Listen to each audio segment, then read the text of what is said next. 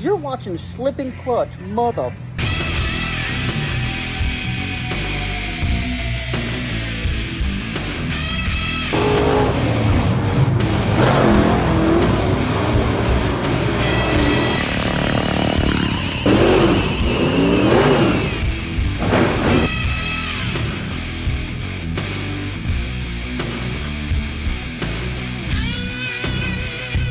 Well, this one is a first for me. I've officially broke a strap wrench trying to take a filter off.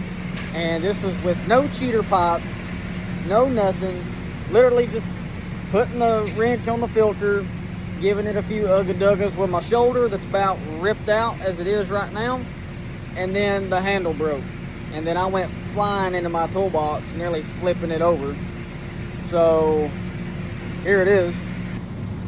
Now, I know what you're thinking.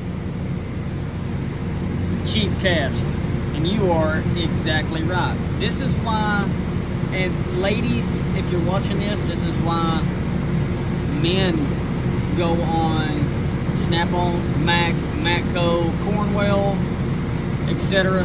tool trucks and get quality stuff, because this is literally from Harbor Freight. I got about, I don't know, 15-20 good uses out of it, and then it's done. And not only is it done, but my back is done. Because when that thing decided to go,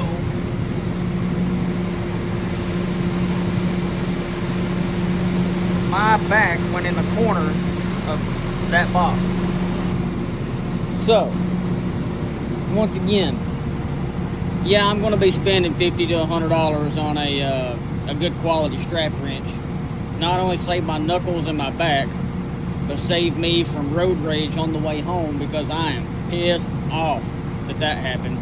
Now, I got to go to my old lady and get a decent massage